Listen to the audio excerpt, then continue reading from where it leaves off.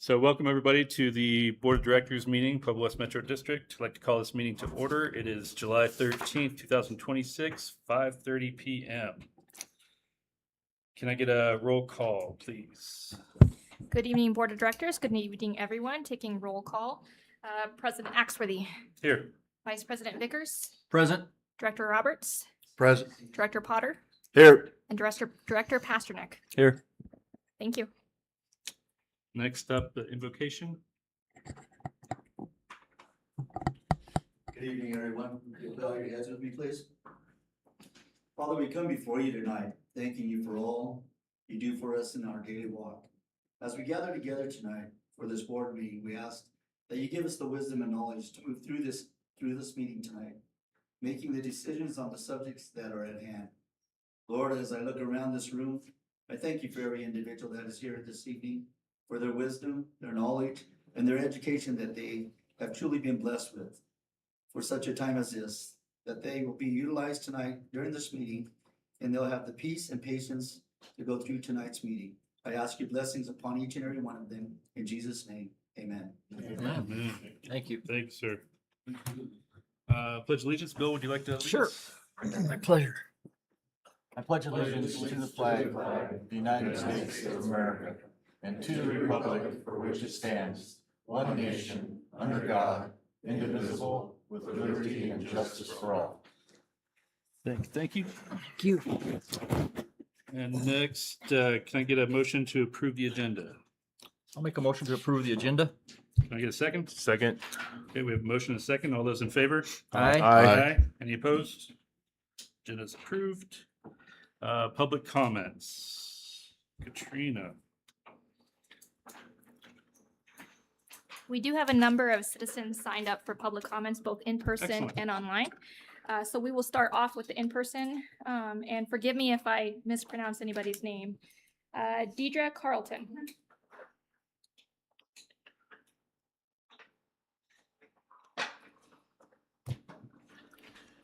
Hello, I am a 10-year owner of 1172 West Desert Sage Drive. Our home is the last home on the street and we butt up to the open space. We appreciate the board giving focus to stopping the illegal activity that we have seen from vehicles riding to the end of the Enchanted Hills Road to dump and a party. I have enjoyed walking my dog on the trails and seeing others hike, ride their horses, and bicycling in this beautiful open space. However, as of late, I haven't felt safe doing that. There have been a couple times when I had walked my dog and I'd gone up the trail, crossed the ridge, down into the circle, and then to the overlook. And when I was coming back, there was a car running down there into the open space. And you don't know what's going to happen. You don't know if they're going to pull out a gun, because you surprised them by being there. And so I've been very wary. But however, a lot of people still do it. And we see a lot of equine go up Desert Sage because we have equine boarding nearby, and they go up Desert Sage and they access the trails along with people that ride bicycles, and it's an enjoyable space. We do not want the entire perimeter fencing for track 317.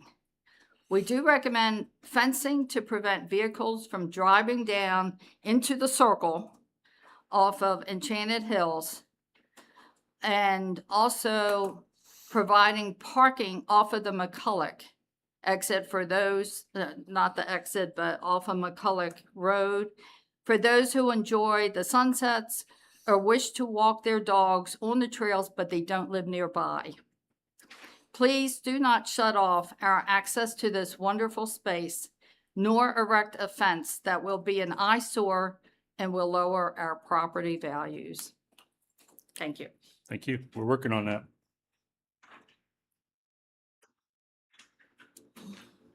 Next one up is Mr. Gordon Carlton.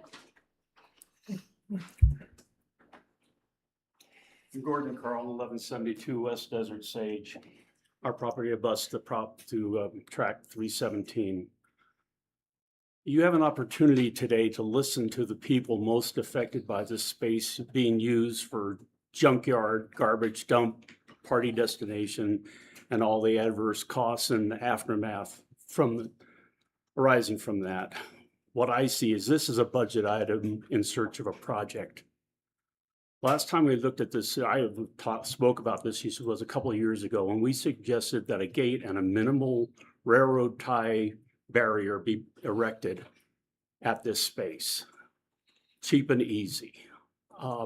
In the interim, the scope of the project has been modified and embellished to include traffic circles, parking lots, perimeter fencing, and we don't think we need any of that, and we would prefer that you not spend, or should I say waste, PWMD and our tax dollars on that. It's kind of like the field of dreams. If you build it, they will come. If you enable them, they will come. If you discourage them, they will go elsewhere or stay home. And we have no illusion that whatever is done will create nirvana or some utopia. People are going to be whoever it is they're going to be, and they're going to do drugs, and they're going to be leaving their syringes and all this other garbage and junkola. But you can slow them down. And sometimes just the sight of a gate with a chain around it and a padlock, with or without, that does or does not work, is sufficient to discourage them. I understand that you have other sources for recycled railroad ties, and I just looked before coming, and railroad ties cost about $15-20 a piece. $100 says that Larry and I can build a barrier, including a gate, for less than $5K. And if we can do it, so can you. Probably get a cheaper deal or a chisel deal on the materials. So we see no value in a chain link fence to create another eyesore. And I think you're overdoing it unnecessarily. Thank you. Okay, Mr. Larry Whitman. Oh, I apologize about that. Next one will be Mr. John Hensley.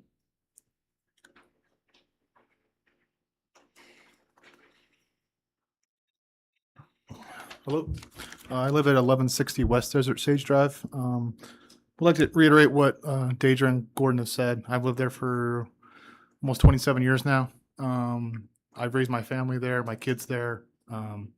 I've used the trails. I've used the area for walking my dog, teaching my kids how to ride their bike. And so it's a space that we love and use. I understand that we need to keep it clean, usable by those who want to use it.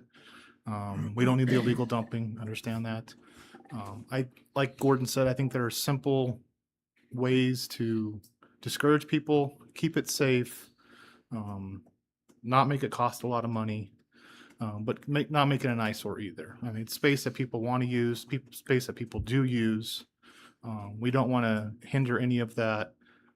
We just want to control it so that it's usable by all and not a space that people are dumping, partying, leaving trash.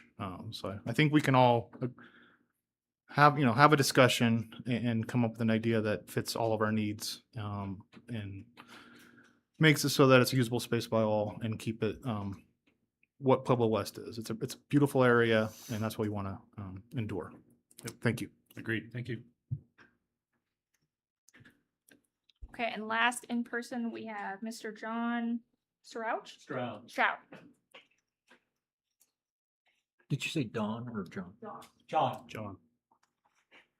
Yeah, my name's John Stroud. I live at 1461 North Will Rogers Drive up in the far north portion of Pueblo West, the forgotten land sometimes. I know on the strategic plan that developing and fixing exit 108 was an agenda item, which I'm happy about. And for us residents up there, getting a real bridge and underpass is going to make things a lot better. Yeah. But then when we saw that the state was talking about a rest stop, that's kind of a strange place to do it since they just abandoned 2 rest stops just north of town. It didn't make a lot of sense. And as you read their proposal, it says they have municipal water and sewer from locally, which would be us. There's no water and sewer going up there at all. So my understanding is the district's in some kind of talks with the state to discuss this in some way. Since water is probably one of the hottest topics outside the aquatic center for this place, resident discussions are going to be important, so there's no more hard feelings like some of the other projects we had. And since you want to develop exit 108, for somebody who's watched Palmer Lake and Buc-ee's with great pleasure the past year or so, maybe we should pick up the phone and call Buc-ee's, because if you've ever read the offer, what they offered Palmer Lake, that money would solve supplying water and sewer down there and a lot of our needs. If a company wants to give us and provide a benefit and give us millions of dollars, why turn them down? Thank you. I received an email earlier from someone else, same proposal. Okay. So, Yeah, it's kind of a topic up in our end. yeah, I hear you. It was shared also. Yeah, shared it with the group. Always. Okay, I have an additional 6 public comments that were submitted online. The first one is from Karen Smith. She states, I'm opposed to setting up a fence around this area for several reasons: cost of building and maintaining it. It restricts entrance to the area for many who have used it wisely. It will not keep bad folks from doing bad things in the area. There is also the danger of being bitten by a rattlesnake, as there are many in that area. Please do not fence that open space. Next one is from Madison Hildebrand. Dear Pueblo West Metro Board members, my name is Madison Hildebrand, and I'm a resident on Desert Sage Drive. I am writing to ask that you preserve pedestrian access to Track 317 while addressing the illegal activity that has occurred there. I appreciate that the Metro District is taking steps to reduce illegal dumping, unauthorized vehicles, and any other misuse of the property. Those problems should absolutely be addressed. However, I do not believe fencing the entire tract and limiting access to a single entry point is the best solution. My family and I regularly use this open space to walk our dogs and enjoy the outdoors. It has been a valuable part of our neighborhood for many years, and many residents rely on the existing trail access from the east side. Closing those access points would make it much more difficult for nearby residents to responsibly use a public space that has long been part of our community. A more balanced approach would be to install fencing where it is actually needed, such as along major thoroughfares such as McCulloch West, to prevent unauthorized vehicle access while keeping pedestrian and equestrian access open for the surrounding neighborhoods. This would help address the illegal activity without unnecessarily restricting the responsible residents who care for and regularly enjoy this land. Please consider preserving access from the eastern neighborhoods, including Desert Sage, while limiting fencing to the areas necessary to stop illegal vehicle entry. Thank you for your time, your service to our community, and your consideration of the concerns of those of us who live next to Track 317. Katrina, who was that again? Madison Hildebrand. Thank you. Next one is Paula Pruden-Macha. Dear Metro Board, please keep access open on all sides. Limit the fencing. The people already breaking rules will not be deterred by a fence. Random patrols and enforcement would be cheaper than a fence. I don't know about all that. Okay.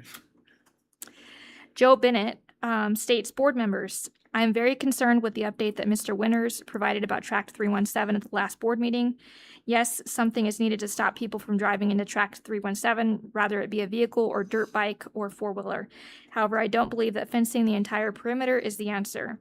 Common sense, simple actions ought to be the initial steps. Fencing is expensive, and depending on the type of fence, it could be visually ugly, and some types would block the wildlife movement, which would be very sad. I see deer and other wildlife almost daily. It would also block the equestrian people who ride in this area.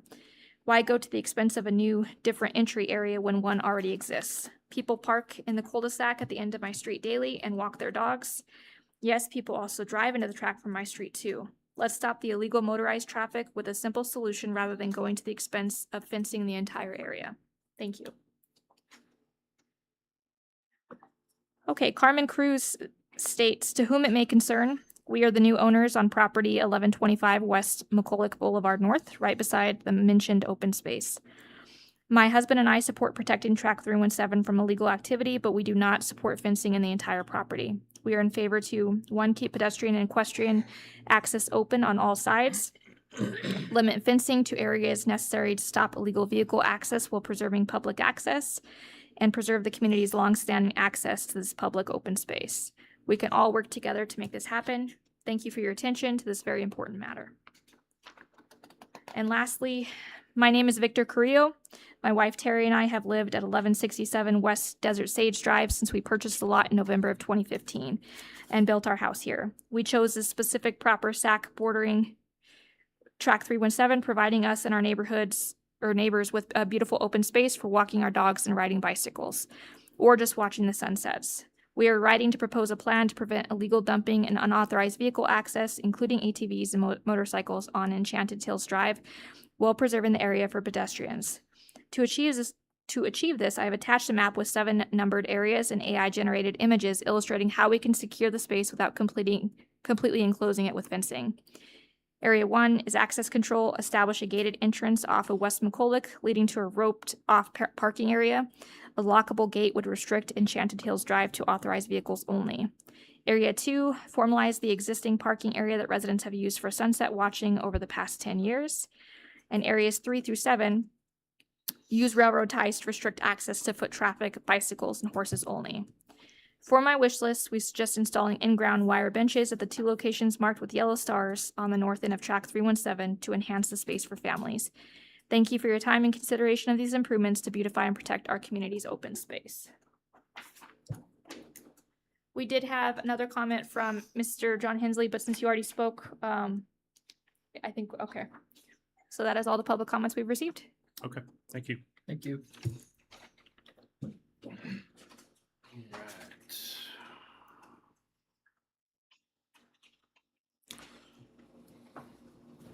Next up, consent agenda. Are there any questions or comments regarding the consent agenda items? I don't have any questions or comments on the consent agenda. I just have one question. What's the life cycle of those SCBA's? 15 years. 15. Thank you. So I'm looking for a motion to approve the consent agenda as, I make a motion to approve the consent agenda as it stands, July the 13th. thank you. Can I get a second? Second. We have a motion and a second. All those in favor? Aye. Any opposed? Consent agenda items are approved. Okay, next up, we have special presentations. First one being the recognition of Ernest Mascarenas for 6C Oversight Committee. Presented by Christian Hine. Yeah. Good evening, Board of Directors. Christian J. Hine, District Manager. Do I have any Ernest here tonight? I don't think so. Okay, so I just want to say we have Ernest Mascarenas, who is coming off of the 6C Oversight Committee as one of our appointees. He served from January 1st, 2023, when it was conceived or in the inception of it, and his term expired June 30th of this year. And so we just want to take a moment to recognize him for his service. There's a resolution that I'll ask the board to approve, and we do have a certificate that we will pass his way and make sure that he is acknowledged for providing a lot of, I think, time and energy towards developing reports, asking questions, being involved in that committee that oversees the use of those road sales tax that are 1% that's levied within Pueblo West. So if he hears this, I hope he knows that we all appreciate him. And I'll just ask for a motion to approve recognizing his service. I'll make motion to approve the recognition of Mr. Mascarenas. Second. Okay, we have motion and second. All those in favor? Aye. Any opposed? Recognition stands. Thank you very much. Sir. All right, next, the 2025 Annual Comprehensive Financial Report regarding the Independent Auditors Report presented by Christine McLeod or Karen Cordova.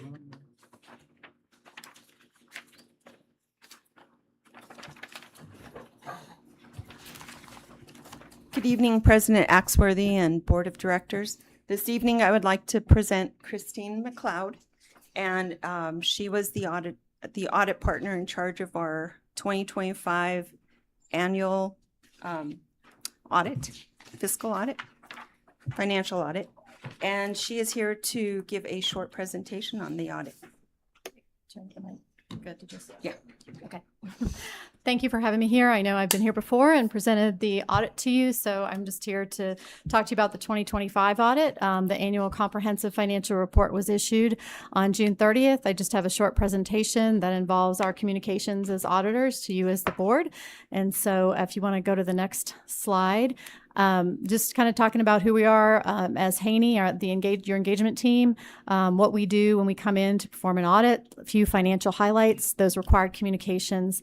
And then we always are required to report if there were any uncorrected misstatements that were noted as part of the audit, and any corrected misstatements. So if you go to the next slide, this is my name, my email, my phone number. I'm the partner on the audit. Hannah Shelter was the audit manager. You're always welcome to reach out to us with questions, and at any time, during the year or even after the presentation. Once I know you probably have all, had an opportunity to take a look at the report, but if you have any questions, you can certainly reach out to me or to Karen.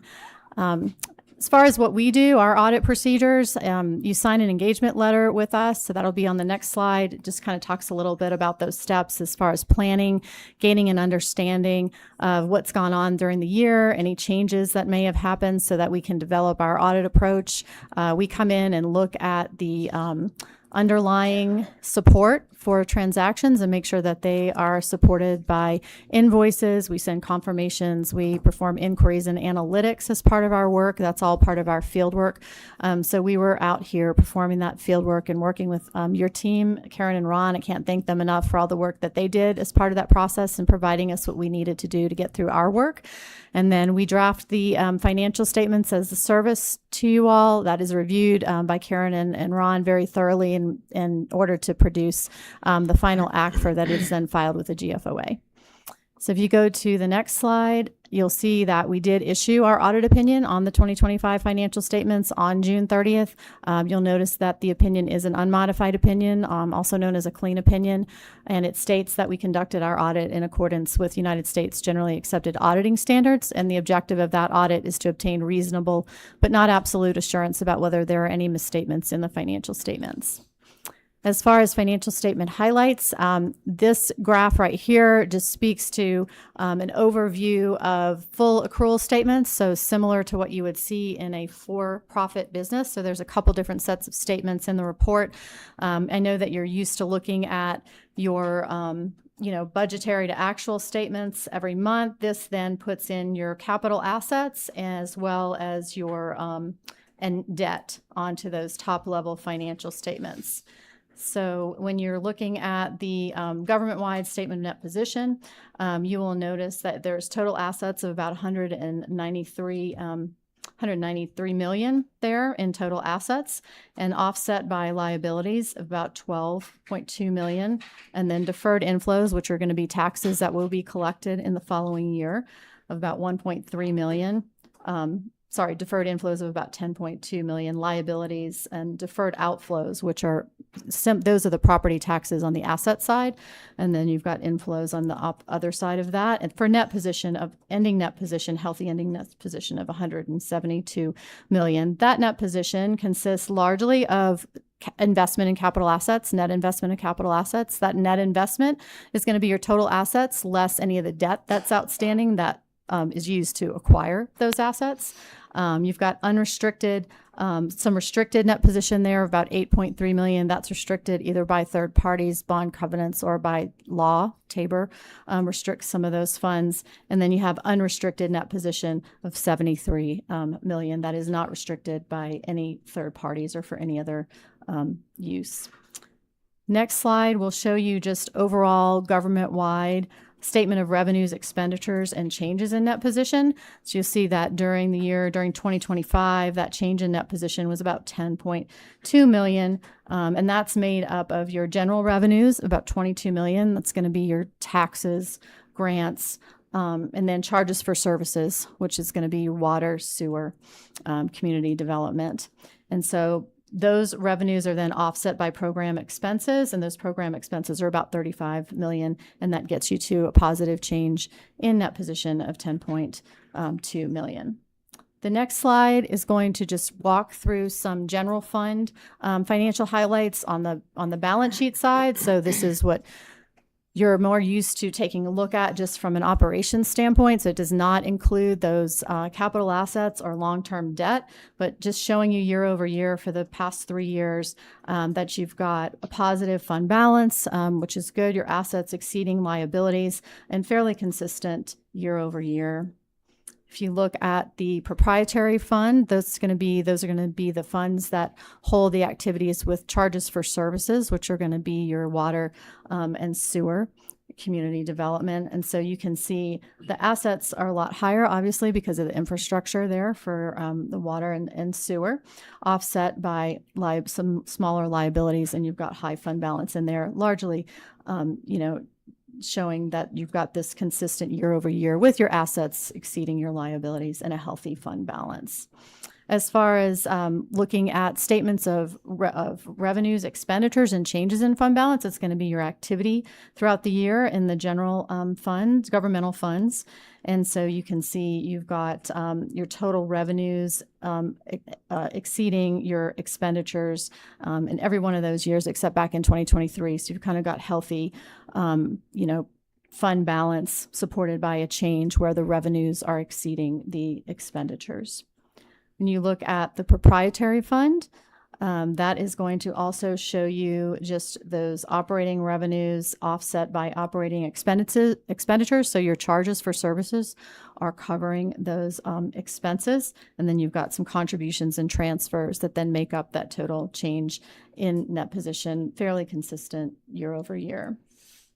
As far as just some other, points to be aware of as you're walking through the financial statements.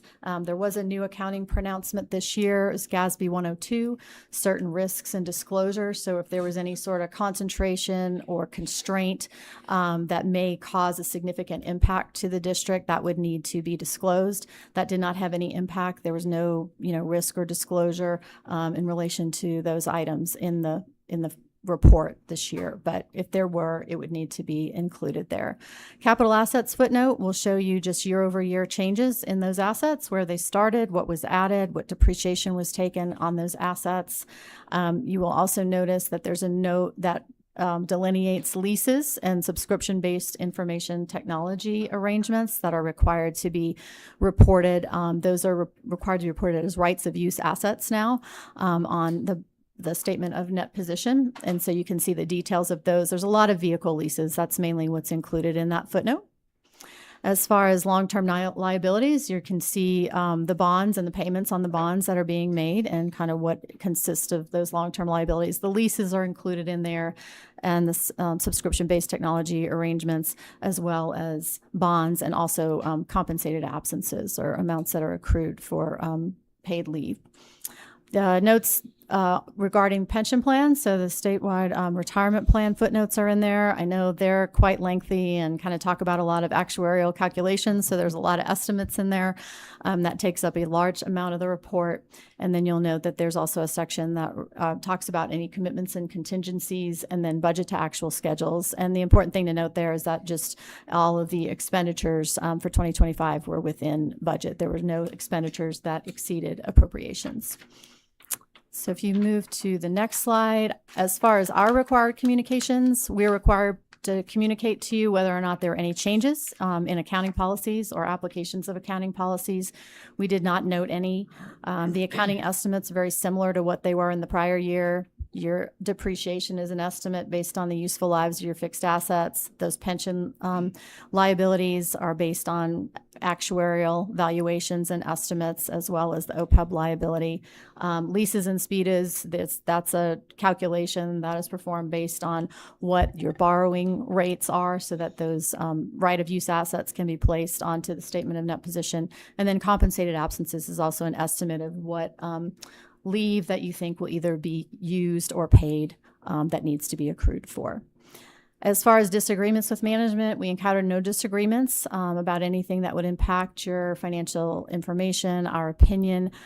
Karen and Ron and their team are just incredible to work with, provide us, with all the information that we need to be able to get through that work. And we have some good conversations during the audit. So it's been great to work with them. So no difficulties, as I mentioned. And then if we go to the next slide, we're not aware of any consultations that management had with any other accountants, which would mainly be in relation to our opinion, if there was anything that, needed to bring in an outside accountant to consult, if there was any sort of difference of opinion there in regards to our opinion. Nothing like that. There was a representation letter that was signed prior to the issuance of the opinion.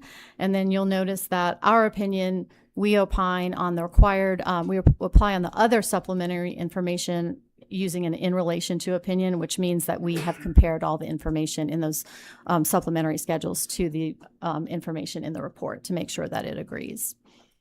As far as any uncorrected misstatements, there were no uncorrected misstatements. That would be something that we discovered that would not be material enough to have an impact and would be allowed to be, uncorrected, would not have an impact. As far as corrected misstatements, any journal entries that were provided were reviewed with Karen and with Ron and everything there. There wasn't really any corrections. We, as part of our work, we performed some non-attest services to prepare kind of the pension calculations and make those entries to also place the capital assets and the long-term liabilities onto those government-wide statements. So those are really the only entries that we have. And then there's also an entry to put property taxes and the related deferred inflows, which are the levy taxes for the following year. That's just for presentation purposes. So all of those entries were just for presentation purposes. We didn't have any significant deficiencies or material weaknesses. I don't have any of those to report. And then I know everyone's favorite topic is upcoming GASB pronouncements, so I think Karen and Ron will probably be the only ones interested in hearing this. About the only one that really is applicable that you might see result in a change to your financial reporting would be there's a 103 next year, which is going to be an improvement to the financial reporting model. And so there may be some changes just mainly to the MD&A. And then also there are notes that are now required on the budget to actual schedules. Explaining whether if there were changes between original budgets and final budgets, that now needs to be explained with a note, and then also any significant variances need to be explained with notes to the budgetary schedules.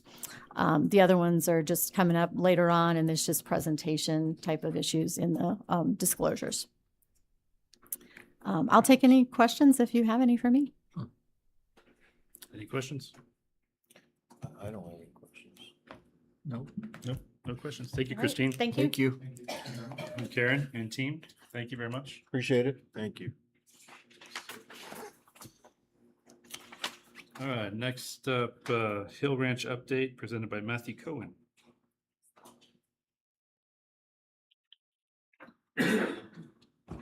My name is Matthew Cohen. I'm the Hill Ranch manager. Thank you so much for taking the time to get a bit of an update on what we've been doing up at Hill Ranch. I know there's been quite a few new folks, and so I thought it might be a good time to just check in with everybody and let you guys know what's going on. I've been the manager up there for the last 8 years, and we have a staff of 4 folks that start at the break of dawn, and we don't leave until it gets dark outside. So we're out there irrigating with what little water we have this year all day long. I'm the interface for the folks at Chaffee County, the landowners that live on the ranch, and then I manage the additional water right assets that Pueblo West has up in the upper basin. Good news on that front is that we've made progress with the Pioneer Ditch, and we are now augmenting that water. So it took 25 years for water to get from Chaffee County to Pueblo West, but we're finally doing it. So that's a positive to report from that. What I'd like to just briefly do today is to provide a little bit of history of the project for folks that don't really know much about the ranch, and also just go over the current state of the project. I do have a short just video to talk through so people can just get a real good visual of what we're doing up there, what it looks like. And then finally, I just want everyone to be aware of the steps that we need to take with Chaffey County to start really the beginning of the end of the project. So, and I'll go into a little more detail about that at the end of the presentation. Just real quick, since I don't have the pause button, I'll try and just preempt what you're about to see on the video. Real quickly, these water rights were purchased in 2001. In 2006, we entered a settlement agreement with Chaffey County. That's now been amended 2 different times. The latest one happening in December of 24, so about 18 months ago. And the bad old days, and you'll see a couple photos of that in the video. The early 2010s, things got really rough between Chaffey County and Pueblo West. The attempts to revegetate the ranch ended up in a 1,400-acre ecological disaster. The land was bare, lots of blowing soil, and we have since that time have just really have done a lot of work to turn this project around. So you'll see some of that in the video. So we can just go through that first part. I started off with just kind of showing a couple articles from the ranch at the time. Saga of Hill Ranch, restoration efforts end in blowing soil. We had a lot of really bad press during that part of the that really started turning around especially about 4 years ago. We did a big project or a big presentation to the community for the Arc Basin Forum, and we really started getting we put ourselves out there. We put our hearts on our sleeves. We reached out to the community, all of the members of the upper and lower basin, and said, this is what we've learned from this project, and this is how we're going to go forward with it. So you can go ahead and roll that. So these are the articles that appeared in the paper back in the day. Things started getting better when we go ahead. And there's Doug Prohl trying to explain himself, Kim Swearigan and Greg Felt from Chaffey County. This is from 18 months ago, signing the second amended settlement agreement, which is the beginning of the end of the project. Here's the ranch. It's a 1,400-acre ranch. It's in Nathrop, which is halfway in between Salida and Buena Vista. And we've got a lot of elk on the property. In the fall, we had 523, and they let us know how good a job we're doing with the restoration. This part of the ranch is not historically irrigated. This is the irrigated part. For those of you who've been in the valley, that's Mount Princeton in the background, Chalk Cliffs, Princeton Hot Springs is in that canyon. That's Chalk Creek. That's where we take all of our irrigation water for the project out of. And we're kind of zooming in on the project area, looking out over it. We run 8 of these sprinklers. We can't run 8 of them this year because we don't have the water. These are self-retracting, so a lot of what the staff does is maintaining these. As soon as they pull in, they're pulled back out again. And we're working right now, as you can see, right on the highway, so the project is more visible to the public this year than it has ever been. And we're working in areas of intense peat. So the reddish color, the color of that ground, I wish I could say it's rich topsoil, but that's the peat. And we've made a lot of progress with learning how to deal with that. There's new grasses coming up. This is what it looks like in year 2, rode out native grasses in that field. The field that you see in the foreground is one that we affectionately call Mars because it's red and lifeless currently. But the good news is this is moving into, as far as you can see, this is all the restored areas that we've accomplished in the last 8 years. So most of this side of the ranch is done. Until the county says we're done, we can't say we're done with it, but we're looking at about 80% completion of the ranch. So all of this area that you can see has been restored to native grass. There are some areas within there that we'll have to go back and fix up. That little neighborhood in the background has been especially problematic. But generally speaking, things are looking good. This is the north side of the ranch looking south. We have a metric now for how many plants per square foot we need in these fields. Some of those fields we're seeing, our requirement is 3 plants per square foot, and we're getting as many as 20 plants per square foot in some of these fields. That's the good part. The next couple years we'll be reaching our biggest challenge, which is to go into the deepest peat areas of the ranch. So we have a very thick layer of peat. You can't grow native grasses in it. You need to incorporate the peat into the mineral soil, and that's what we've begun doing this year.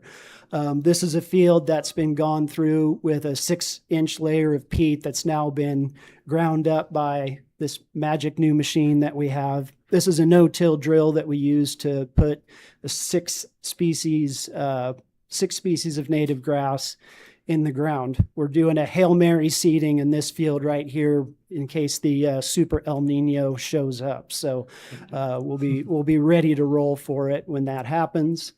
One of the things that's really changing the game for us is we were fortunate and we were able to obtain a new piece of equipment.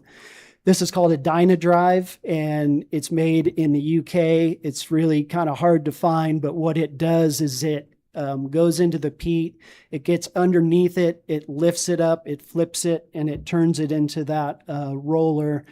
And once it gets into that, so you can see the difference it makes. The stuff on the left is rock hard, solid. Oh. This was the earlier version, but I did have the the soundtrack going for the Dynadrive for anyway. So that's basically what we're doing at the ranch. The equipment that we're using to do it with, and this field that we're in right now that we're going to spend the next 2 years revegetating. This is about 250 to 300 acres of the toughest ground to date, and that's our next challenge, and we're already tackling it this year. So yeah, so that's it on the video presentation. And the last part that I wanted to bring up was where we're going with our relationship with Chaffee County. When we signed the second amended settlement agreement, it put in place the metric that we needed for completion, which was great for the managerial side of it because we've been working for years and years without a target, without a goal. So we've had no way to say this is done and this is not done. We now have that in place with the second settlement agreement. What needs to come out of that is a operational agreement with the county as to how we check these fields off. I have presented to the weed supervisor of Chaffee County, and we're in agreement on a way forward.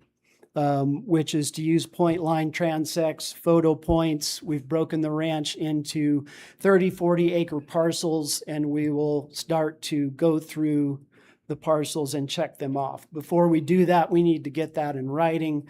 I've been working with Carl and Jeffrey to put together a draft of that operational agreement. So the next thing that this board will be hearing about from Hill Ranch is how do we take this operational agreement, read it, agree that this is the direction we want to go. Chaffee County will need to do the same thing. If we're in agreement, then we turn that into an IGA, and then we can start to check off our fields, and then we'll work our way towards completion of the project. And that's about what I had for you today. And if there's any questions, I'd be glad to answer them. So it's been a while since we talked about it, but if memory serves, we were projected to be done in 2030. Is that correct? Yeah. Yeah. Well, as far as like we were going to be finished in 28, then we had 2 years to kind of monitor and make sure that the vegetation held up, and then right. sign off, Yeah. basically. Yeah. 2028, 29 has been part of that as well. We, in the interest of not over-promising and under-delivering, when we made those dates, we didn't see COVID coming, where the ranch was being run with one person. We didn't see the current 4-year drought cycle and the current. So this year is going to be slow.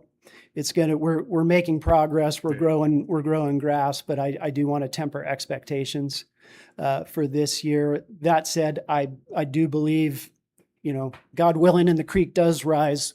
That's an accurate time frame. Well, it sounds like you're tackling what you can during the drought.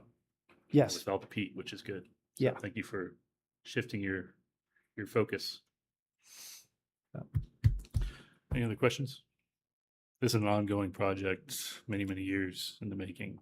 This is to gain the water rights from Hill Ranch. How many acre feet are we? Is it 400? Oh, I don't know. I don't remember if the total estimates Do known. you know our acre feet, Alyssa? With that, I think in CFS, so I have to defer to Alyssa, I think at 1 year we took 800 in exchange, but I don't know. Yeah, I think right now we have access to 400 maximum. That's what- At the okay, end that's of what the came from. project, something close to 1,500. Okay, great. Yeah. Don't quote me on that, but. I know 400 stuck in my head because that's kind of what we're using, but. Yeah. Okay, thank you. I appreciate your time. You bet. Thank you, everyone. Thank you. Appreciate it, Matthew. All right, next up, guidance, strategic priority. Mr. President, Sir. just one quick observation. Mr. Cohen's relationships that he's forged in Chaffey County have been really important to bringing this project forward. Yeah, of course. I think he's done a terrific job. Yeah. Yeah, I think between Doug and Matt, they've made a lot of progress over the last few years, so thank you. All right, strategic priority number 2, fire department funding permanency, fire safety initiative update, presented by Matt Lund and Brian Casella. Or just Matt. Mitch Or Mitch. Mitchell. Tim Mitchell. All right, good evening, Board of Directors, President Axworthy, Matt Lund, Director of Business Administration. Sorry Chief calling you Brian. That's okay. That's the first You know, when I show up early, he just kind of tabs me to do this, so it's gonna work out. So we have Chief Tim Mitchell here with us. So we are here to report out on the progress of one of our strategic plans and our initiatives, which is fire department funding permanency, which is item number 2 on our strategic plan for 2025 to 2029. So over the course of this year, as a fire safety initiative, we've worked towards securing funding sources for continual operation of our fire department. The original fire safety tax was voted in by voters in 2020 with a sunset in 2030. So this is just a brief recap for anybody tuning in. And set to sunset 2030, however, our financial analysis of the district's ability to secure the services in our service plan and our goals have determined that we would like to explore some permanency beyond 2030. And we're getting into that process sooner rather than later so that we can make better plans for the future as we approach. So one of the things we've heard is, why are you doing it so soon? That's the answer. It's so that we know what the road ahead looks like for us. So it's been going well. We did secure a public survey, and we have the results from that public survey, which has indicated that by and large, the public is in support of the fire department and continuing to fund the staffing that that measure has allowed us to secure. As we know, recent events very locally, fire safety and fire prevention are very critical and can have a very large impact on communities. And we don't just serve those here in Pueblo West. We're also available as auxiliary forces to send our guys up as needed to larger crises. So overall, this is just a report out that we are on track. We as a team have gotten together fairly early on, and so we're in a good spot. We're prepared, we're ready. We are not at this time coming to you with official ballot language. That will be in our first August meeting, August 10th, unless anything changes, but that's the current plan, to have that ballot language prepped and ready. We did just finish sending out a newsletter to the community that reached about 14,000 plus households. And it was largely a celebration as well of the 50th anniversary of the fire department in Pueblo West. as well as just a fact sheet that just is plain, just the facts, because that's our responsibility as the district to not advocate one way or another on any particular measure. So we have to be very distinct about that. And so that's gone out to the public. We've had good feedback on that. And Tim's here to answer any questions about fire, if you have any, or if you have questions about how we're approaching this towards this election. Any questions pertaining to the election? Any other questions? No. Do you want to speak a little bit to containment efforts? I believe, I haven't seen that latest update, but last I heard was 35%. So I think they're making significant progress. I think there's some pockets, obviously, that we can see every day. Those pockets are hard to get to due to terrain and such. I believe that the one incident management team is about to time out, so they'll be bringing in another incident management team. I don't see any change in the management of the fire. I believe things will stay on the same course. This is going to be a long, drawn-out event in the fact that the feds do a lot of after mitigation of cutting in the fire lines and things like that. They go in there and put water bars and things in there to keep it from the best they can to keep it from flooding and washing out their lines. So we're in this for the long haul. They are in this for the long haul. The advantage to having the feds in here is that us local folks are, for the most part, removed from the necessity to do a lot of things. So that's been a good thing. I know we've been getting a lot of questions about containment for Pueblo West and how could we protect our own personal environment if a brush fire were to break out locally. Any thoughts, or do you guys have a plan on that? Well, we always have a plan on that. So mitigation around one's personal home is very, very key and vital to being able for us to protect that home. Keeping the weeds cut down, keeping bushes and trees cut away from the house, giving yourself some defensible space. There's lots of information out there on the internet to find out about that defensible space. I think it's always important for us, not just for necessarily a fire side of things, but for any other catastrophic event, to have our personal items relatively easy, our important personal items relatively easy to grab, whether you want to call it a to-go bag or whatever. Always be prepared. We just never know what's going to happen. And it could be God forbid, it could be a tornado. It may not necessarily be a fire. There may be other reasons why we have to evacuate. So, yes, we are also doing a proactive approach with vegetative fuels measures to help mitigate the fuels that are on people's properties that they maybe don't take the initiative on their own to take care of. So we have several measures in place to help with that. Ultimately, it comes down to one's personal desire to take care of their house. Thank you. All right. Thanks so much. Thank you. Have a good night. Okay, next, strategic priority number 5, administration building, to discuss administration building schematic design, presented by Christian. Good evening again, Board of Directors. Christian J. Hine, District Manager. As part of your packet, you have a staff report and an updated schematic designs associated with the progress thus far for our essentially new or extension of an administration building located at 79 East Spalding.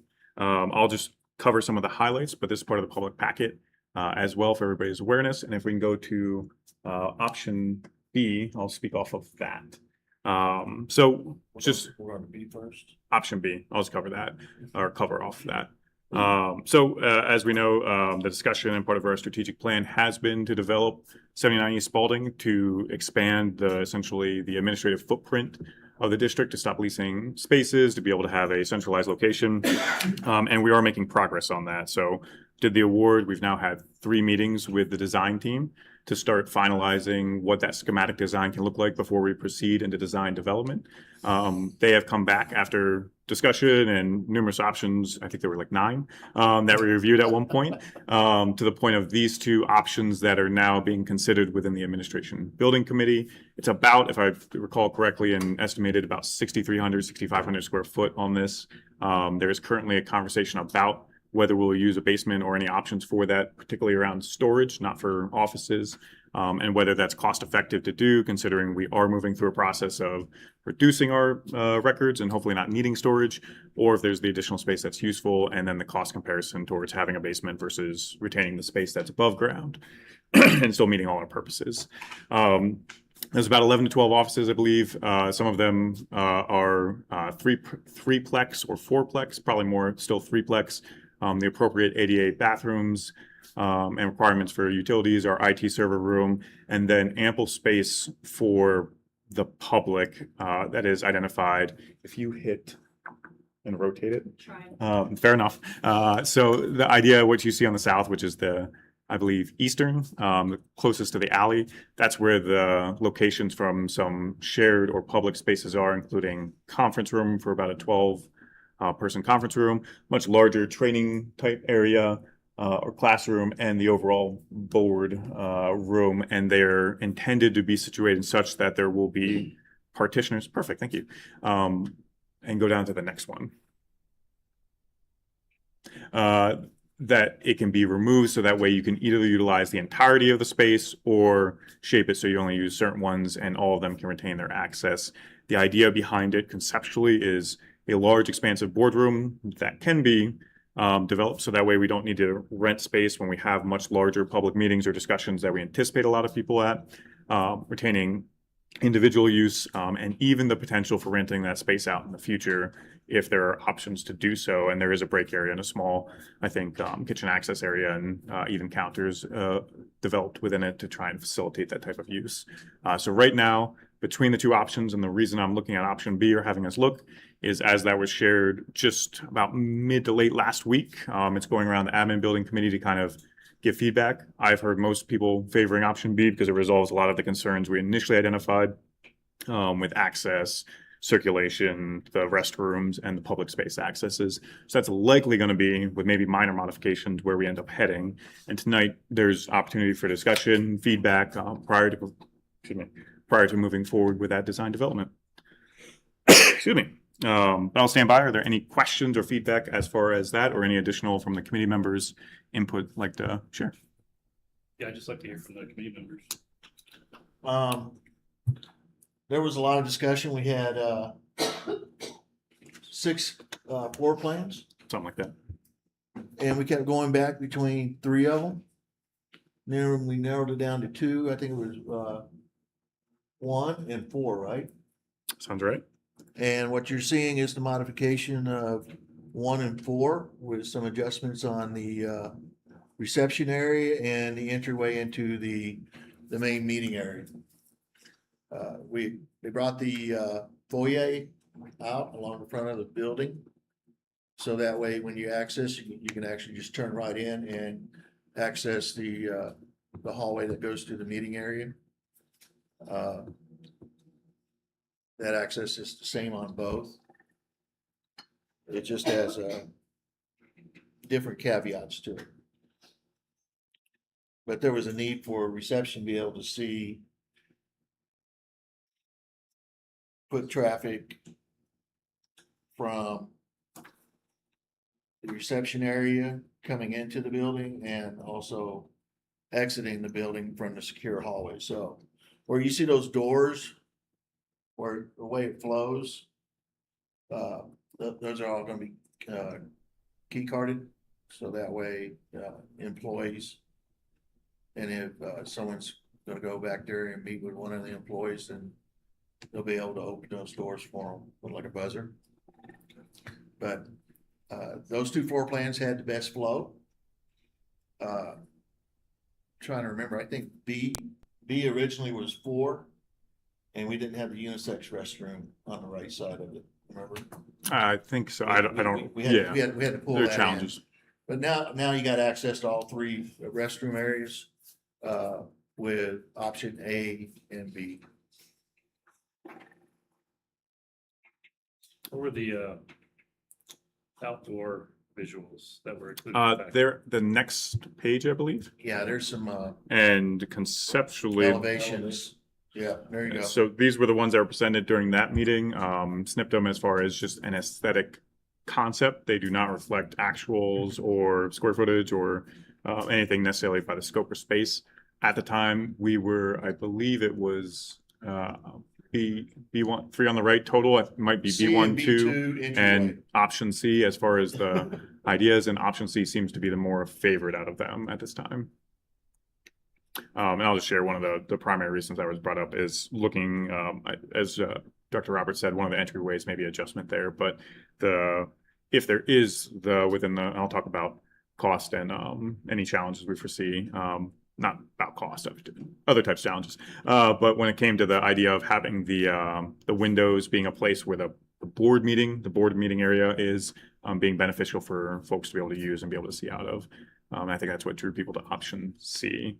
But I'll pause there before talking about, we are within funding and the only challenge that maybe we're coming. The only challenge that has been brought up since is we are rediscussing with Pueblo County Road and Bridge, understanding the access portion of it.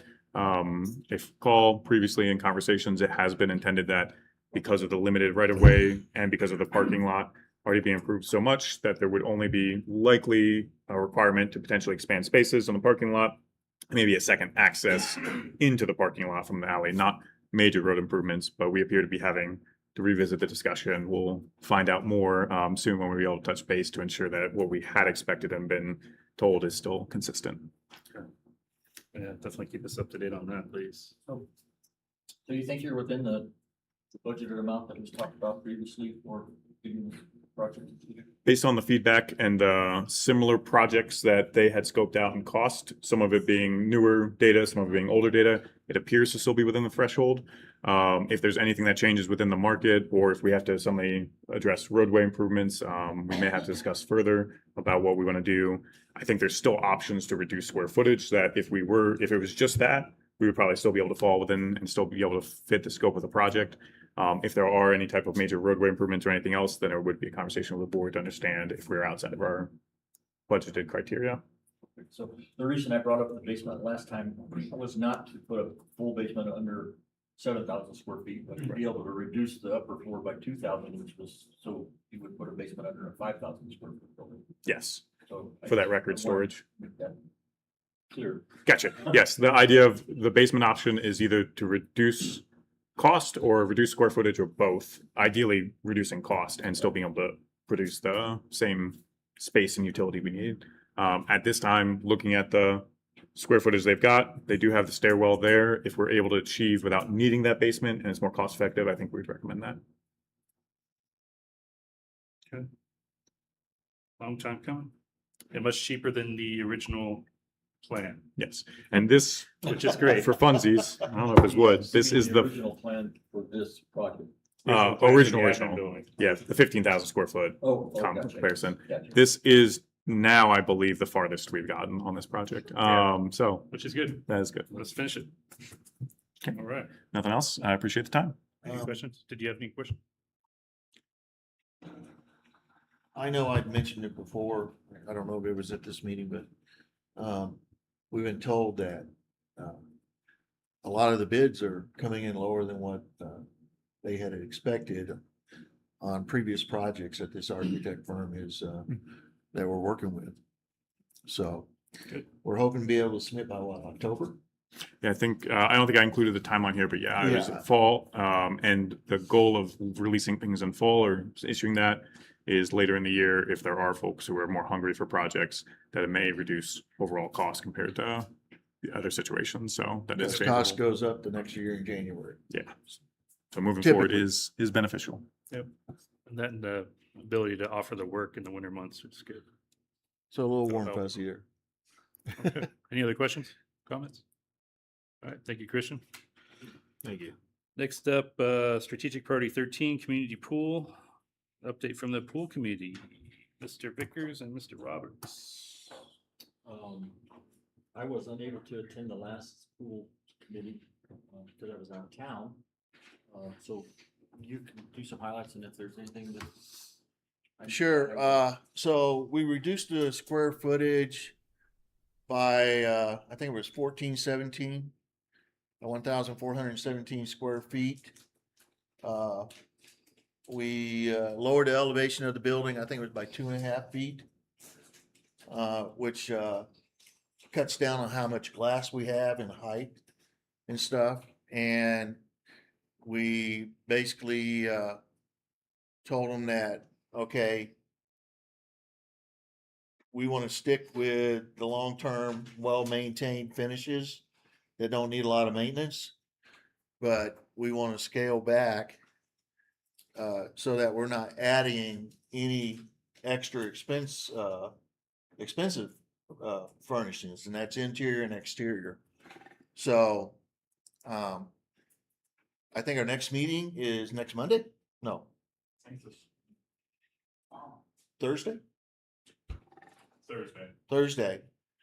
And they should have us some cost estimators and stuff at that meeting, so we'll have a better idea of where we're at with our budget. And with all our projects, we're trying to keep them within budget. And so that's our target.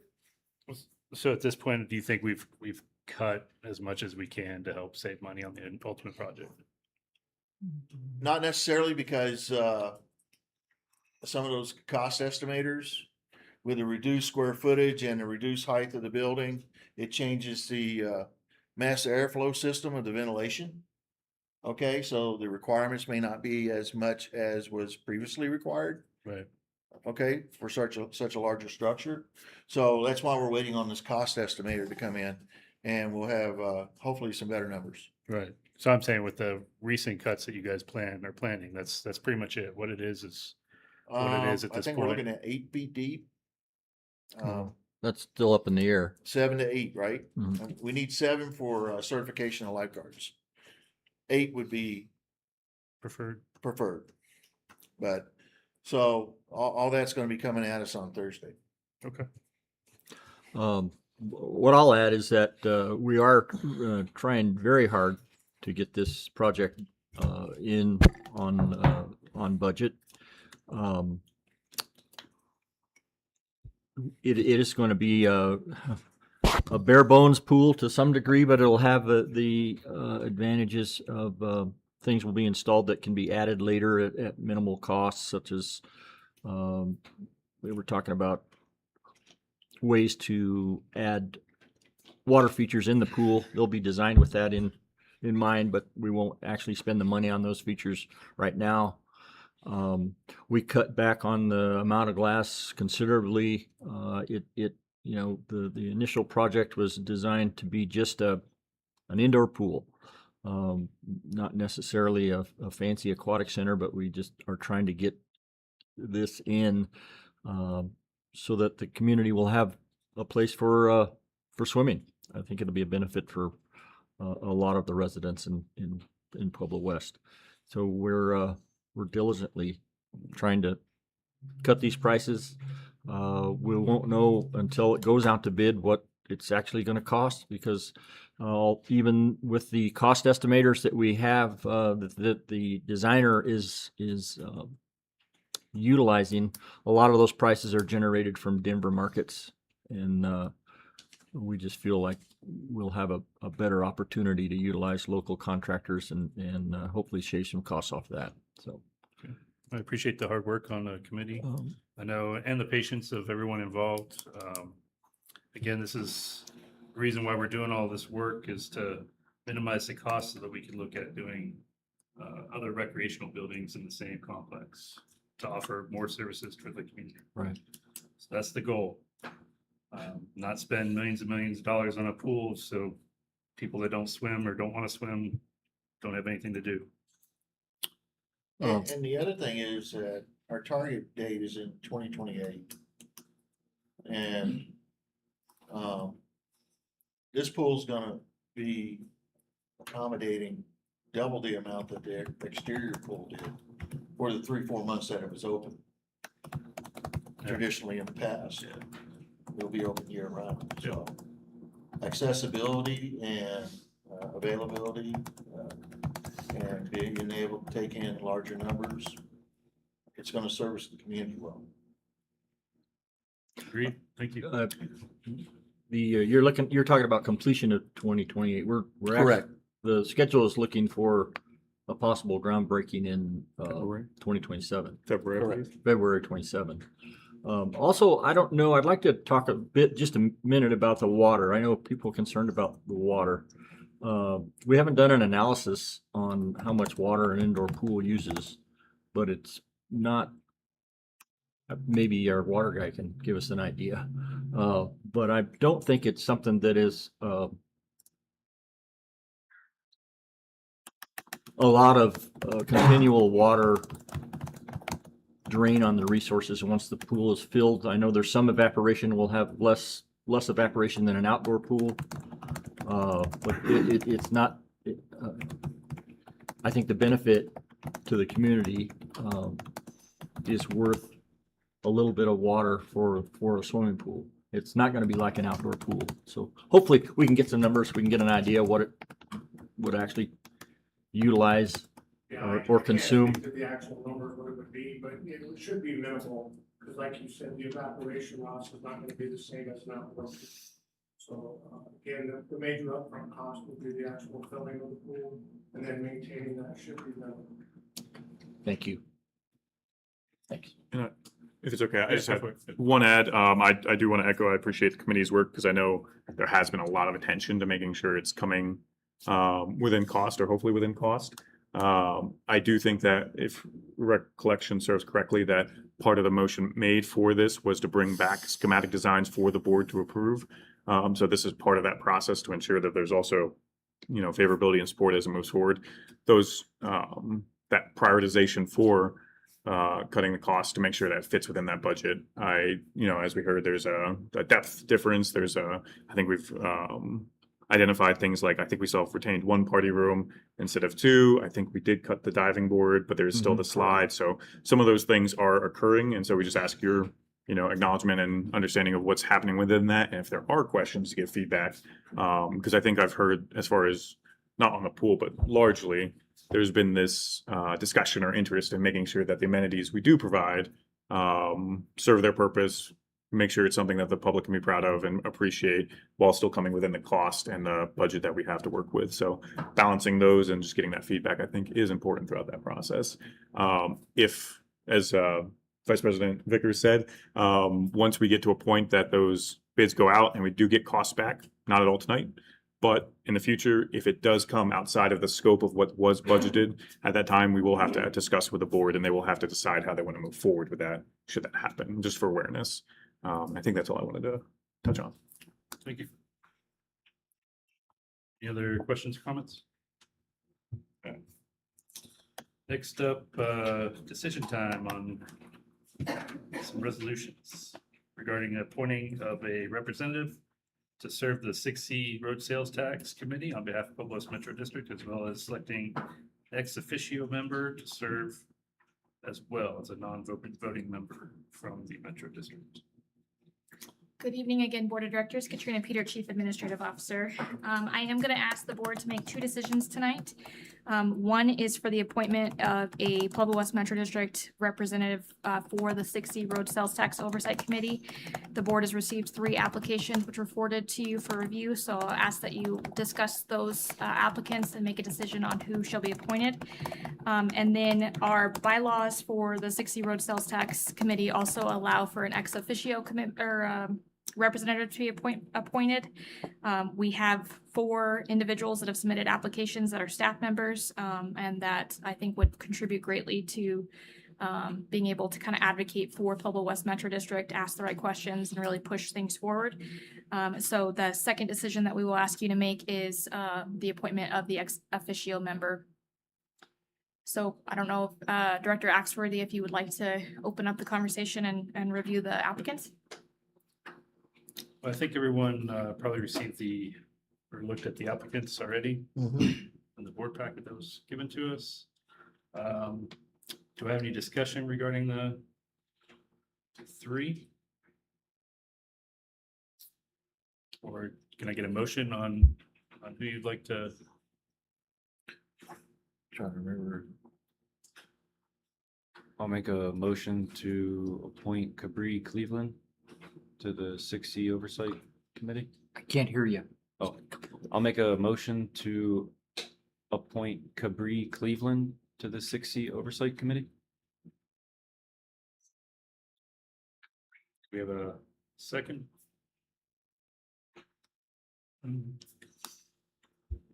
I'll second it. Okay, we have a motion and a second. All those in favor? Aye. Aye. I'm gonna say no. I had someone else in mind. I did too. But the ayes have it, so. Oh, I'm sorry. Rodney? Rodney, I'm sorry. I'm not. Sorry, Rodney.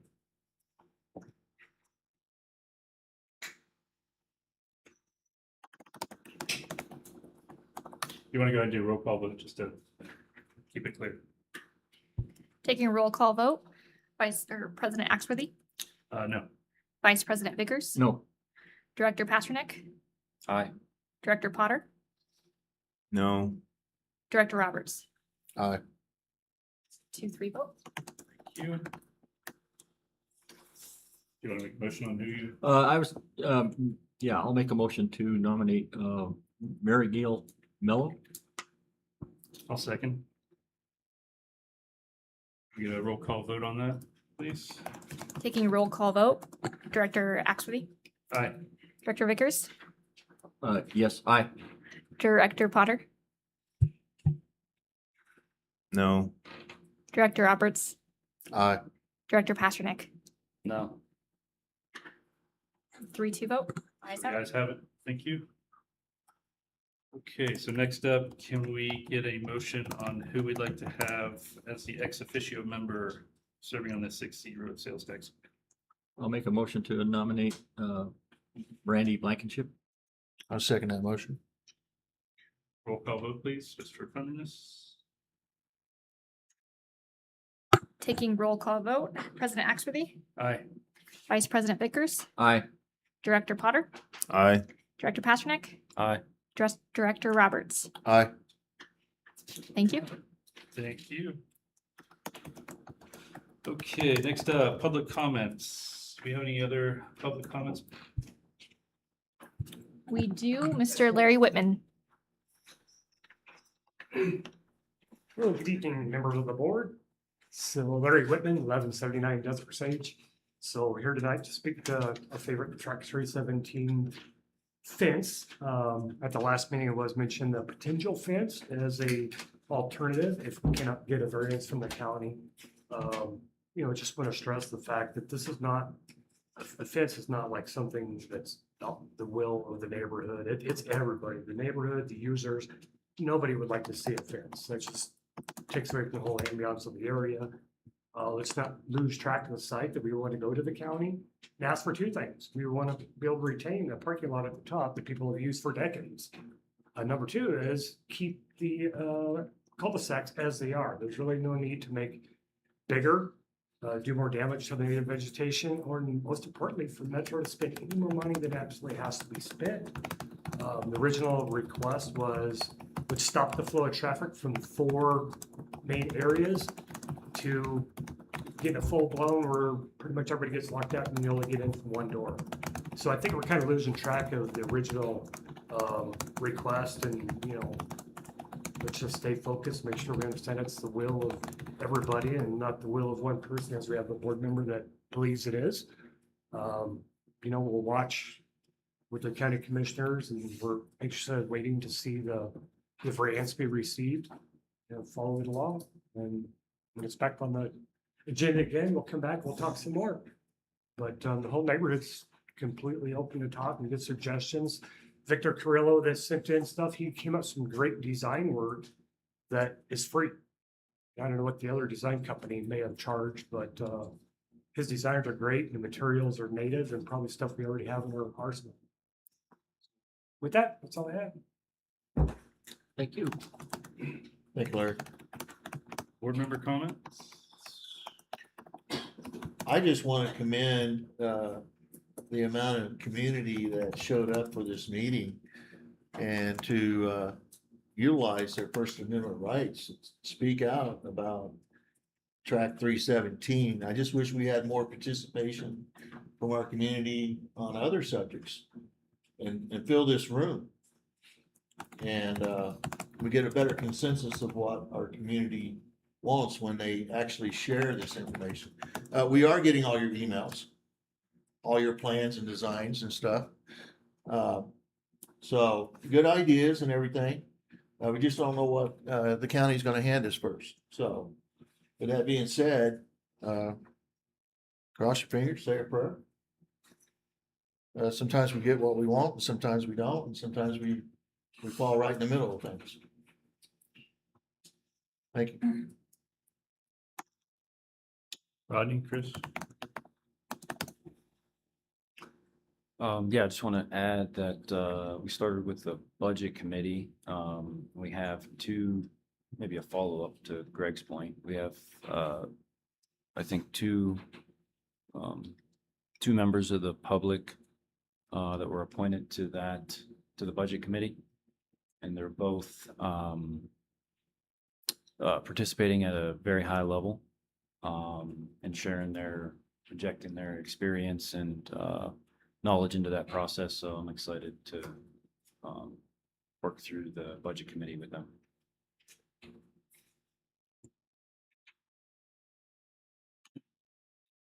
Rodney, anything? I just want to say, hope everyone had a good Independence Day.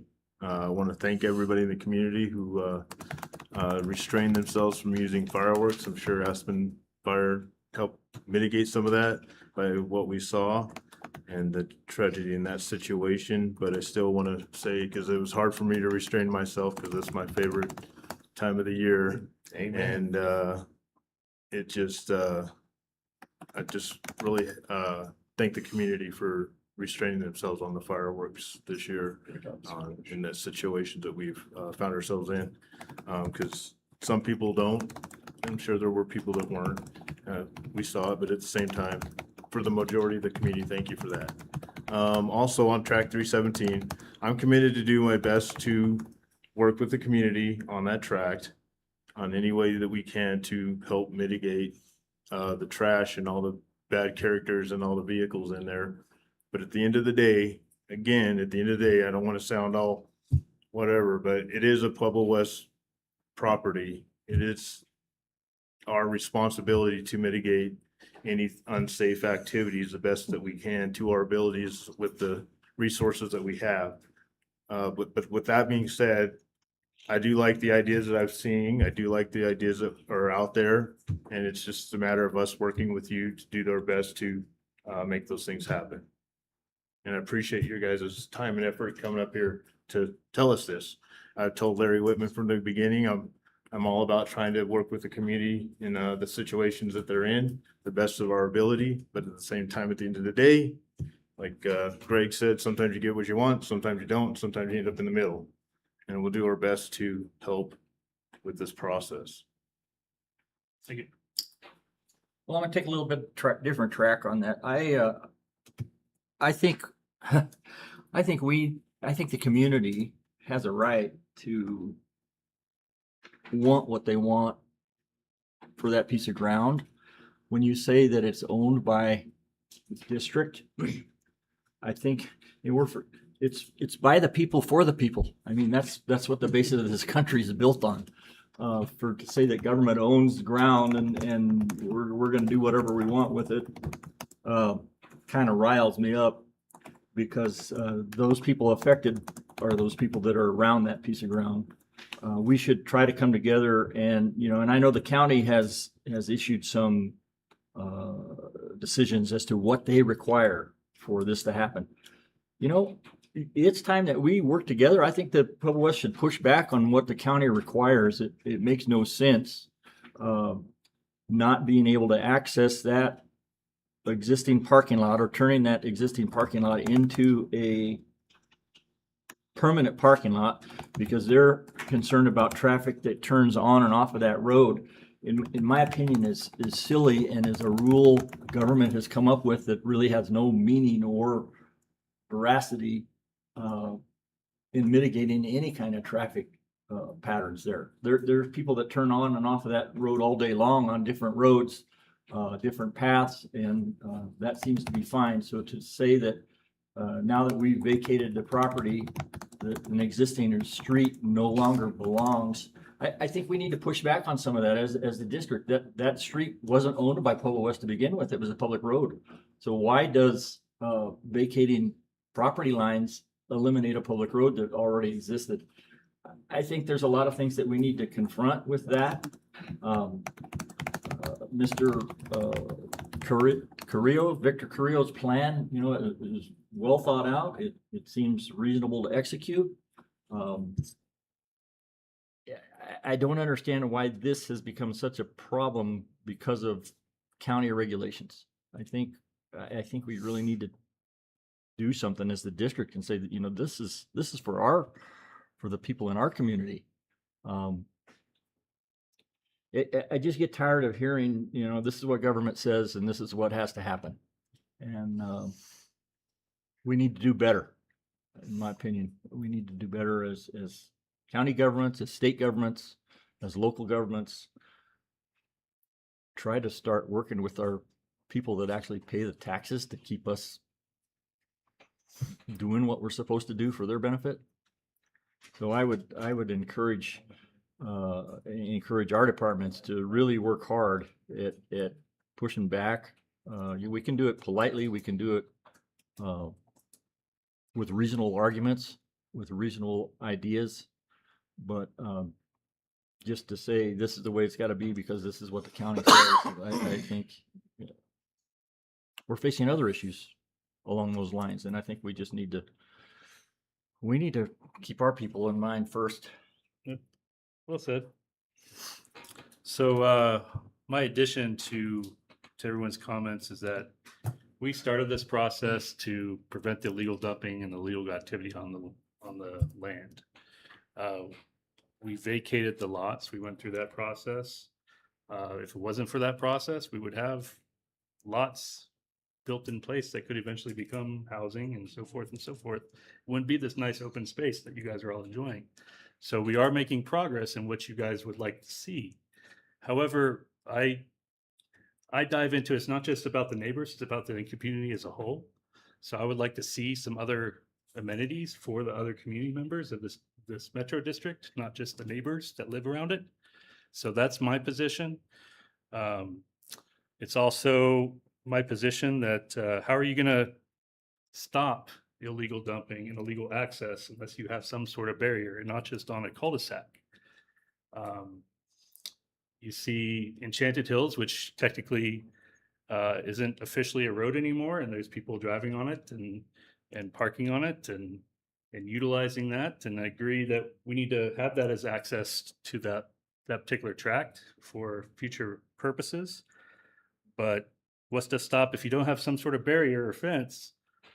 What's to stop another illegal access point from McCulloch or another road to drive on there and dump illegally and access those areas and do drugs and leave needles and create dangers for our community? So that's my position. I want to make sure that we fulfill the needs of what was asked of us. I realize you all want an open space. I realize that we want walking space or different entrances, openings to the fence area, which I totally agree with. But at the same time, I think you have to be realistic and you have to focus on why we're doing this to begin with. And that was to stop the illegal dumping, create a safer environment for our community out there, stop the illegal drug use that folks are seeing over there. So that's the whole reason why we got into this to begin with. Otherwise, we'd have future lots with houses on it. I need to correct you on one thing. That tract was set aside long ago. They have been talking about that as open space back in 2008 when I was on the board in 2008. There was a discussion of But it hadn't been done yet. eliminating the lot lines and turning that into the open space because it was, I think part of it was they were going to put a water tower there or some sort of public building there. It just hadn't been done. Hadn't been done yet, but you also got, what's the cost of maintaining a fence around, I don't know if that's a mile. You know, we don't do that all the time. We, in my opinion, people do that. we kind of lack, preventive maintenance in some areas. So I think that taking that on and trying to maintain a fence that can deteriorate is throwing good money after bad. Kurt? Christian? Just my final comments, if that's okay. Sure. So I did want to, I think that was actually very well covered as far as track 317 for each board member. So I won't share too much, but I did want to just clarify that the comments made about the fence are generally considered as part of a phased approach, understanding that the principal primary issue, illegal activity, and I think it's become a little bit elevated, understanding that if it is advertised a community asset, a community amenity that we expect more people to use, we're already seeing in the neighboring track of track 316 concerns about off-road vehicle and dirt bikes and things that are occurring there that are likely going to migrate as soon as they realize that track 317 becomes that open space. So I just want to clarify, there's not the push for it in the sense of that is the next step. It's just a recognition that that might become the ultimate solution if the priority remains preventing that illegal activity or abuse of the property. But it has been a interesting balance. And I shared openly with at least one resident that the challenge between a community amenity for everybody to access and neighborhood open space that a lot of them have historically accessed. There's a balance between the two that I think we want to work with people and understand how to be able to achieve, but there are some challenges that we've experienced. So won't talk more about that. I just want to touch on exit 108.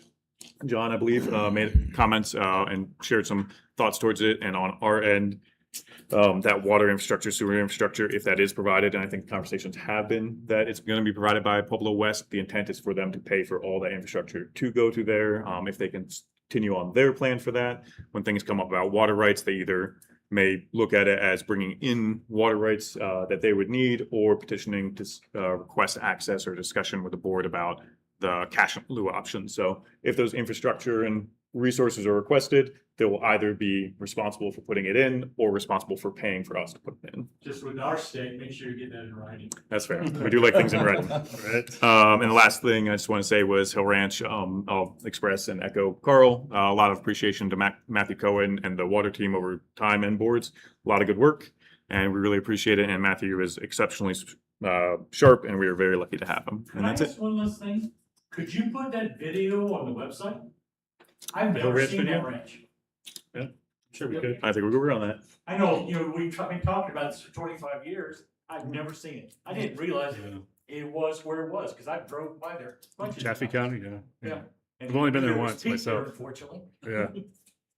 I don't know if the sign is still there, but there, at one point, there was a sign off the side of the road that just, berated Pueblo West for buying that piece of ground. I've seen those.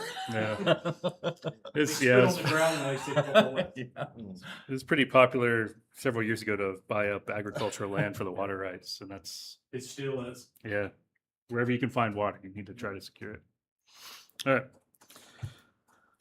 So I will make a motion to recess the regular meeting and enter into executive session for the matters of the following: 24-6-4024F CRS personnel matter regarding board member process and consulting Carl Coonley as general counsel. And number 2, 24-6-4024B CRS conferences with an attorney for the public entity for the purposes of receiving legal advice on specific legal questions. And 24-6-4024E CRS determining positions relative to matters that may be subject to negotiations, developing strategy for negotiations, and instructing negotiators regarding discussion related to the 2023 road IGA. Second. All right, we have motion and second. All those in favor? Aye. Any opposed? We are now executive session with a 5-minute break.